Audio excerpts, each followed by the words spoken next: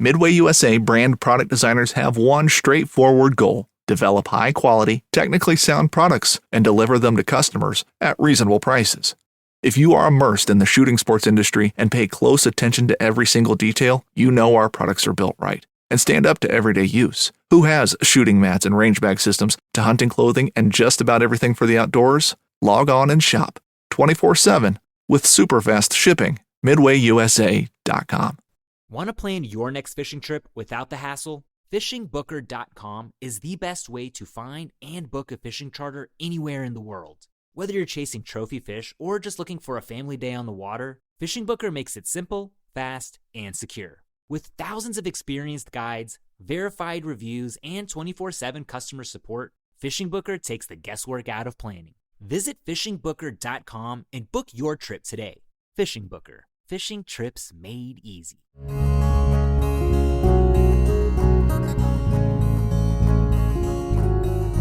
Welcome to the Casting Across Fly Fishing Podcast.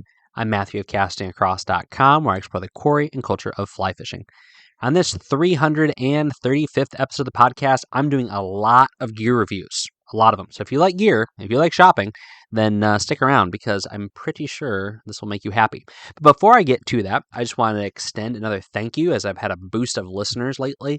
So if you are new to the podcast, thank you. But at the same time, if you've been around for years, then thank you as well. And to all of you, no matter how long you've been listening, if you have not taken a few seconds to go over to either Spotify or iTunes, whatever your podcasting platform of choice is, and leave a rating and review, I would certainly ask you to do that, and I would absolutely appreciate it. That gets the podcast up in the charts and gets it in front of more people, which is great for numbers, but it's also great because it expands the community, and I just really appreciate the interactions I have. And as great as that is to have the algorithm help me, my favorite way to hear about people finding the podcast is because they've been shown the podcast by other listeners. So if you know somebody in your life that is new to fly fishing or that's been fly fishing for a long time, and you think maybe the content of this podcast and the website Casting Across would be something they'd be into, then let them know and let me know that you let them know. And that would make me happy. All right. Well, with all those fun little things out of the way, we're going to get to gear reviews. But here's what today's gear reviews are. Today's gear reviews are more like gear features because I am talking about gear that is being platformed in the Consumer Choice Awards of the Fly Fishing Show from 2025. What is that? Well, let me explain it and hear me out on why I'm doing this. So the Consumer's Choice Awards of the Fly Fishing Show started probably about 3 or 4 years ago, and it was an opportunity for folks attending the fly fishing show to go around and say, these are the products that interest me the most. Now, let me make that clear. No matter how it's pitched, no matter what other people say, at the end of the day, that's what it is. Why is that what it is? Because no one is going to a fly fishing show, playing with a fly rod, and then saying, this is the best rod for catching fish. No one's going to a fly fishing show, getting in a boat on the expo show floor and saying, this is the best boat for paddling down a river. What they're saying is, these are the products that interest me the most, okay? And so that's an important thing and an important distinction to make because some people I've heard critique and complain because can you believe people will critique and complain about things that relate to fly fish on the internet? But they do, and they say, this is just a popularity contest. This is just a beauty contest. And to a certain degree, it is a beauty contest because people are making judgments about the equipment they're looking at with their eyeballs and maybe playing with their hands for a little bit at an outdoor show, and then saying, this is the kind of thing that is most intriguing. This is the kind of thing that's most interesting. This is the kind of thing that I think you should go look at as you're making choices. So I'll give you a great example. The freshwater fly rod that won best freshwater fly rod this year at the fly fishing show was the new Orvis Helios. Now, you would have to be absolutely crazy to say it's not a good fly rod. In my mind, it was not the most exciting fly rod of the show. It's a great fly rod, and if someone wanted to give me one, I'd gladly fish with it. But in my opinion, the two rods that were the most exciting and intriguing were the Redington EDC and the Orvis Superfine. Those were the two fly rods that got me most excited. But I'm not going to say, oh no, the Helios shouldn't have won, because honestly, you pick up a Helios and it's going to cast really, really well. But there's probably at least another dozen fly rods at the show that you could say the same thing about it. But people just got together voted and said, this is the one that most of us were excited about. And so what does that do for you? And what do I want to kind of just really drill down on one more time before I start getting into these things? What this does is makes you say, that's something worth looking at. There's a lot of fly rods to look at, but I'm just going to make sure I take into account this one. And if I'm going to be fair, the high dollar items aren't probably not the things that you're going to get the most value from as you're looking at this list. It's the other stuff. It is the chest packs. It is the some of the fly tying things. Those are the things where you might say, I didn't realize that was out there. I mean, everyone knows about the Thomas & Thomas Exoset 88. Everyone knows about it. If you spent any time clicking around fly fishing websites, fly fishing magazines, fly fishing, shop websites, you've seen this rod. So you're not going to say, I wonder if this is a good rod. You know it's a good rod. Thomas & Thomas makes good stuff. The Exoset line is good quality stuff. But when you get down to other things, like I'll talk about some Metz hackles. You're like, that's a really cool idea. I know there's a lot of options for me to get hackles, but here's one that maybe I want to take a few more minutes to look at because a lot of other people thought it was cool. All right. I don't say this to rationalize and justify. I say this partially because people just get really irate about the dumbest things. And, people just like to complain about things. And in fly fishing, of all things, why do we complain about stuff? But anyway, all that said, I'm going to dive into it. I'm going to hit as many as I can hit in the next 15 minutes or so and kind of give you my thoughts. Some of these things are things I simply played with. Some of these things are things that I actually own. And some of these things are things that I have no experience with. I just want to give you a couple of comments on. So anyway, to dive right into it, the best of show that was given this award and the Consumer Choice Awards this year was the Fish Pond Storm Shadow Chest Pack. So real quick, I will be putting a link to this website where you can see all of this stuff and the things I talk about and things I don't talk about in the podcast's show notes over at castingacross.com. I'll mention where you can find that at the end of the podcast episode. But best of show is the Fish Pond Storm Shadow Chest Pack. And, this is a cool product for a few reasons. One, Fish Pond has designed this to integrate into their other stuff. So Fish Pond makes some great backpacks. And one of the things that I like to do when I'm fishing in the backcountry or I'm out for a long, long time is to fish out of a backpack. It seems much easier to me than trying to cram more things into one of my slings. I fish out of a sling pack probably 9 out of 10 times. The other time I'm fishing in a backpack. But the Storm Shadow is part of a greater suite of products that Fish Pond has made, and it's made to integrate into a integrate into a backpack. It clips all together, so it gives you the option of having some stuff in front of you while most stuff is behind you. Another thing I like about this, and I looked at one when it was being shown off at the show, is the versatility. They give you lots of places to attach a lot of things, and any sort of storage or kind of gear carrying solution that I am going to want to look at with any sort of serious level of interest in fly fishing or in hunting or in anything else for that matter, it's going to give me options. It's not going to dictate where I put stuff. That's why I like the Vitavu packs that I use. They're very, very simple, but they are very, very versatile. But this Storm Shadow from Fish Pond does that also, where it gives you a handful of options of where to put things. So this would be a great addition if you already have a Fish Pond backpack. But check it out. I mean, it's innovation is really what it is. It's nothing new in the sense that, no one's used a chest pack before. No one's integrated a chest pack with a backpack before. But with one of the industry leaders really trying to make something seamless and smooth, it's a cool thing to see and a cool thing to check out. So diving into the other end of the spectrum, let's go really, really tiny. I alluded to earlier that Metz has hatch bundles. They're called Hackle Hatch Bundles. And these retail for $18. And what I like about these is that they are very accessible fly tying options. So if you are a serious fly tyer and you're tying a lot of flies, there's a very good chance you're buying whole hackles. But whole hackles can be very intimidating to new fly tyers, young fly tyers on a budget, because they are not cheap. They're great because of the versatility that you get with them. You get, feathers that you can use for tying dry flies, feathers you can use for streamers, and everything in between. But say you just wanted to tie a particular pattern, because that's where you are as a fly tyer. You are limited in your scope, either because of your skill or because of your budget.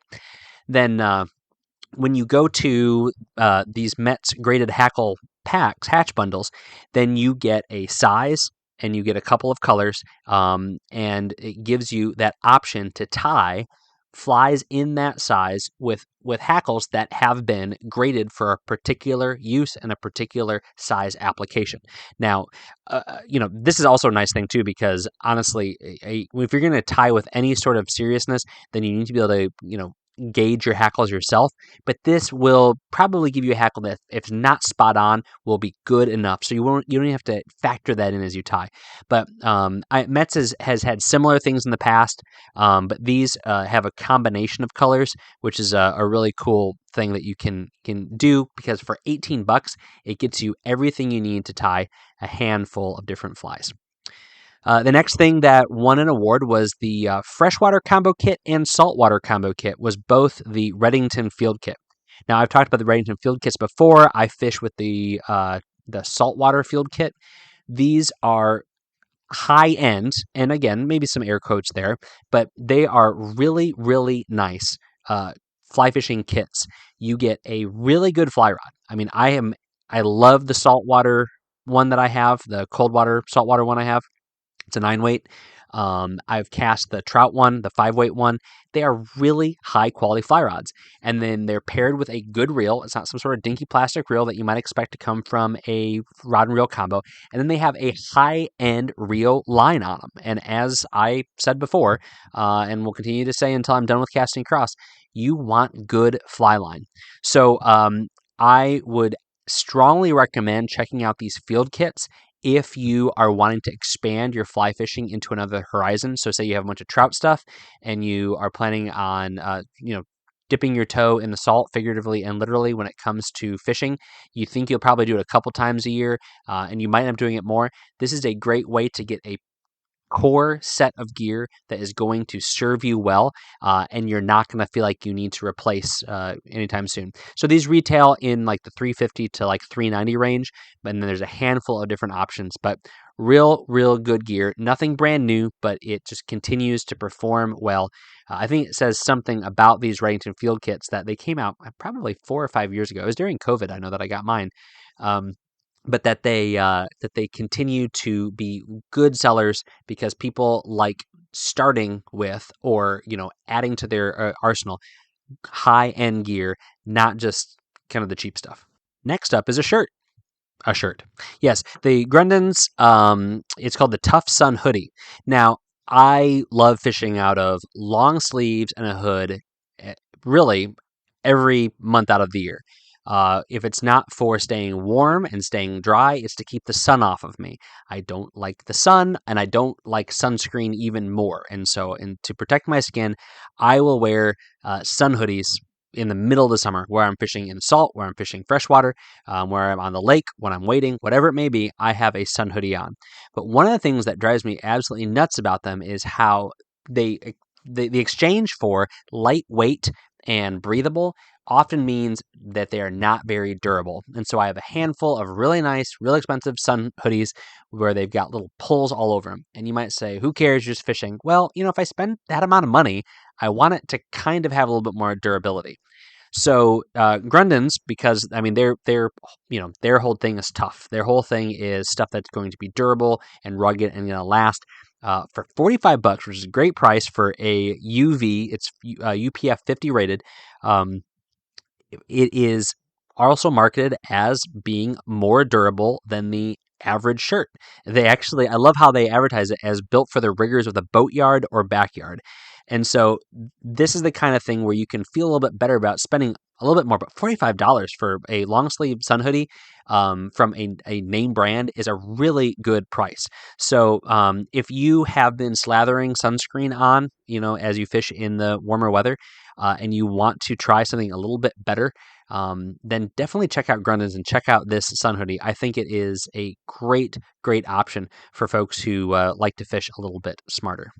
Something that I don't talk about enough on the Casting Across Fly Fishing podcast is new flies. And part of it is because you really either have to be a nerd when it comes to flies to notice these things, or you have to spend a lot of time looking at different flies. But the fly fishing show is a great opportunity to see new flies because there's a handful of companies, Umpqua and Rio being two of them, that will show off flies that are now in their catalog. And these days, a lot of the flies that are entering their catalog are flies that are developed by or refined by or tweaked by some sort of tyer, whether it be a guide or a professional fly tyer or something like that. And the one that caught my eye is Rio's Webster Tactical Crab, tied by Joe Webster and part of the Rio catalog. And it's a really cool crab pattern because of the way it integrates tungsten beads to provide a keel for the fly, as well to provide a little bit of sound. So if you've ever fished crab flies in the salt, whether it be for stripers or whether it be on the flats down in a tropical climate, you know that this thing needs to fish right. It needs to be fishing in the right way, and it also is helpful if that fly can get down quickly to be in that strike zone.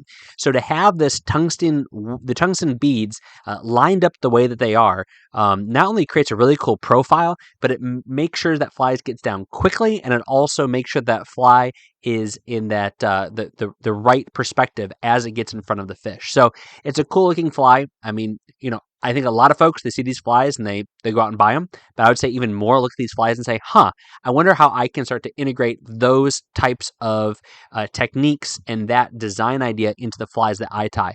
And I'm already thinking about crayfish and how I could utilize some of these design techniques from the Webster Tactical Crab in my crayfish flies as I fish for bass and other warm water fish. Another item from Fish Pond, it's not a new thing, but it's a thing that I think definitely deserves its award for, this was the accessory under $50. And I mean, that's a huge category of little tiny fly fishing gadgets and stuff like that. It's the Fish Pond River Keeper thermometer. So there's parts of the country where you live and you probably need to have a thermometer because thermal issues, especially in the summertime, make fishing a bad idea for the fish and, to a lesser degree, a less productive day for you. But I advocate carrying some sort of thermometer on your person when you fish because, especially if you fish someplace where there are thermal dynamics, whether it be influxes of water from feeder creeks, whether it be springs, knowing what the temperature is with that sort of precision, because you're not going to feel it with your wading, your waders and your wading pants underneath them. Having that sort of precision can help you figure out and pattern and target fish. A normal thermometer that you pick up from the store for, whatever, $5 or $10 is great. But having an analog thermometer, it can be an issue when it's jangling around and being shoved in your pack. So this one is digital. It has replaceable batteries, which not every thermometer does. It's waterproof, which is really important if you're going to be using it to take the water temperature. And it's just a durable little over-engineered piece of equipment. For $30, if you are wanting to talk the environmental talk, then $30 is a small price to pay to walk that talk, right? So that's one thing to consider. And secondly, it's also just a good, helpful tool for being able to get out and find where the fish might be, especially as the weather gets warmer. So this last product, it might not be the last product, but we're getting to the end. This product, I never saw it, so I don't know if it wasn't at the show that I was at or if I just missed it. But it is a fly fishing journal from Handbound Designs, and it's $75. It's not cheap, but it is either a cloth bound, leather bound, or imitation leather bound journal with a cool design of a fly and a fly line whipping around it. But then it also has everything you would need to journal about your fly fishing. And of course, you do whatever you want with that. You record data or you record feelings. But I think it's just a really well made looking product. I'm simply looking at the thing. But having something like this, yes, you could get a notebook from the Dollar Tree for $1 and accomplish the same thing, or you could spend a little bit of money and get a nice one. I think a lot of folks probably would aim for that middle, getting a nice moleskin, notebook for $15 or $20. But for a little bit more, then you can have this, and they have actually color pictures of flies on the pages too. So it's one of those things. It would be a gift. It would be something special. It's just an interesting and neat thing. Handbound Designs Fly Fishing Journal. All right, one more. It's the fly rod, the freshwater fly rod, and that is the Orvis Helios. So again, people bust on the white label, but I think they think that they've stuck with it enough, and you got to say, people are not slowing down and buying the rods because of that white label, and they cast so well. So a couple things. Yes, $1,000 fly rod. There's that. Secondly, they are a big company, and for some reason people kind of push back on that. But go do yourself a favor and cast one of these rods. They are really, really nice fly rods. So might this be a more specialized piece of gear for somebody? Yes. Might this also be the kind of gift that you get somebody who has everything? Absolutely. Might this be the kind of thing that you buy when you want to treat yourself? Of course. But I would say that what this Consumer Choice Awards program does is it should make you think, I just want to go check this out. It's not saying you have to buy it. It's not saying that you need it, but just go check it out. And so whether it be at an Orvis store, at a fly shop, go cast an Orvis Helios. I think one of the fun things to do is cast a D and cast an F. That's the distance-based one and the finesse-based ones, and compare and contrast and see how there's true engineering in this equipment. Now, again, not advocating for you to buy a $1,000 fly rod, but this is just a great example of the leaps and bounds that are being made in the engineering and in the manufacturing of high-end gear. All right, so I hit 20 minutes. I'm going to put a pause on it. There's another 25, 30 things, and I'll share that link with you here in a minute. But definitely check it out. And again, don't get bent out of shape that your favorite brand or your favorite thing or the same name pops up a whole bunch. It's just a great starting point as you are thinking about gear. And if you have no design or desire on getting new gear, then you can ignore it. But if you're just interested to see what's out there, then it's definitely a great place to start. This week on Casting Across, 2 articles, as per usual. The first one is called Skunk Salvation. So this is a fictitious story, but I've heard from a handful of folks who are like, you're writing about me. And to me, that's like the best. That's absolutely fantastic. So read Skunk Salvation. It's relatively short, but it's kind of a return to a lot of the content that used to be on Casting Across, kind of more story-based stuff. So definitely check that out. Wednesday's video is called Limestone Legends, and I'm talking about one of my absolute favorite books. Limestone Legends, it's the Papers and Recollections of the Fly Fishers Club of Harrisburg from 1947 to 1997. I also show off a really cool piece of memorabilia. But if you are a student of fly fishing history, if you are an East Coast fly fisher, then definitely check out this book.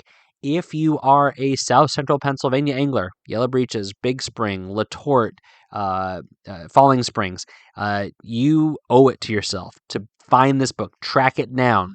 You can only get used copies, but definitely find Limestone Legends. And I also share another really, really good book in that video as well, so check that out.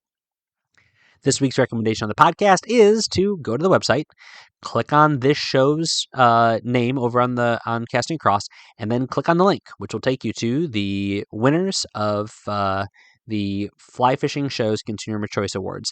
And then I would love to hear what you think you would add to that list.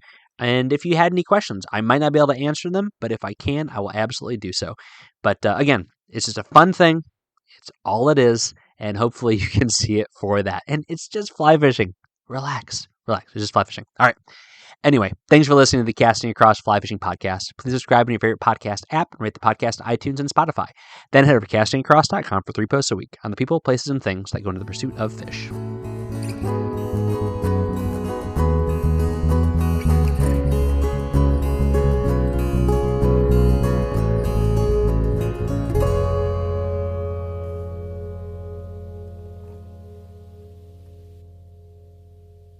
Gear up for the hunt and learn from the best with Deer and Deer Hunting Wednesdays at 10 p.m. Eastern on Waypoint TV. Tune in every week for expert hunting tips and unforgettable moments in the field. Waypoint TV, your destination for outdoor entertainment.